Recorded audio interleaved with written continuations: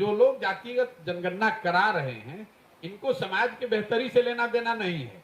ये तो एक अंतिम दांव खेले हैं कि समाज को फिर जातियों में बांटकर एक बार किसी तरह चुनाव की नैया पार लग जाए। भाई जातिगत जनगणना पहले तो आप 18 साल से सत्ता में हैं, आज क्यों जातिगत जनगणना करा रहे? 18 साल से आपको याद नहीं आ रहा था?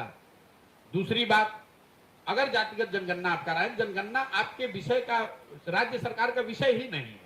आप जनगणना नहीं करा रहे हैं, आप सर्वे करा रहे हैं। सर्वे करा रहे हैं। जनगणना तो केंद्र सरकार का विषय है और सर्वे और जनगणना में जमीन आसमान का फर्क है, क्योंकि सर्वे का कोई लीगल सैंक्टिटी नहीं है। इस बात को कभी सरकार ने स्पष्टता से नहीं बताया कि सर्वे का जो रिजल्ट आएगा उसकी मान्यता क्या होगी। उसकी मान्यता तो कुछ है नहीं, कुछ जानकारी। तो सर्वे तो राज्य सरकार कभी भी करा सकती है, और अगर मान लीजिए आपने करा भी लिया, अगर उसको लीगल सैंक्टिटी मिल भी गई, तो जातियों की जनगणना होने मात्र से लोगों की जिंदगी तो सुधरेगी नहीं। पूरे बिहार की गणना हुई पड़ी है कि 13 करोड़ लोग, बिहार के जो लोग हैं वो देश के सबसे गरीब और पिछड़े हैं। ये तो जानकारी आपके पास है, इसको काहे नहीं सुधार रहे? दलितों की जनगणना तो आप आजादी के बाद से कर रहे हैं, उनकी दशा आप क्यों नहीं सुधार रहे? उसके लिए आपने क्या किया? मुसलमानों की जनगणना करी हुई है, दलितों के बाद बिहार में सबसे ज्यादा गरीबी और फटेहाली से मुसलमान भाई जूझ रहे हैं, उनके लिए आपने क्या किया?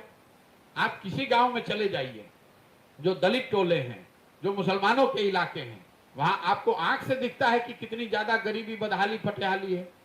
तो ये जनगणना कराने और जो जनगणना के विरोध में जो लोग हैं, मैं उनको सुझाव दूंगा कि आप विरोध मत कीजिए। क्यों विरोध कर रहे हैं?